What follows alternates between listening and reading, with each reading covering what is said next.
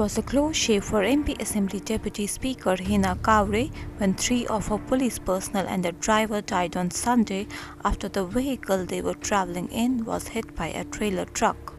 Hina, however, escaped unhurt. हम लोग लौट रहे थे रात में करीब 11:30 बजे। हम लोग बालाघाट से निकले और बीच रास्ते में पैलेट वाली गाड़ी हमारी सामने थी। एक ट्रक बहुत तेज़ी से आया और उसने हमारी फॉलो की जो गाड़ी थी उससे जाकर टकरा गई उनकी गाड़ी, और बहुत एकदम देखते देखते हमारे सामने से गाड़ी निकली।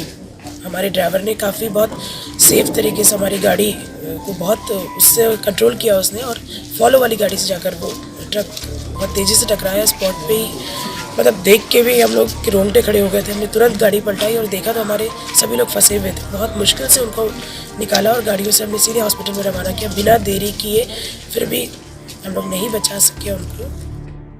The incident happened when Hina was returning home after attending an event in Balaghat on Sunday night. 2 people died on the spot, whereas the other 2 succumbed to their injuries during treatment. आज रात को 12 बजे हमारे deputy secretary madam का बालाघाट भ्रमण के बाद वो अपने निवास पहुँचने के लिए लौटे। इस समय सावरटिका में एक ट्रक इंडिया से जो आ रहा था वो बहुत तेज़ी से रॉन्ग साइड में आ रहा था। इस समय पे पायलट और वीआईपी का गाड़ी साइड में हो गई थी, तभी उनका एक्सीडेंट हुआ, लेकिन पीछे आने वाला फॉलो के सामने टकरा गया।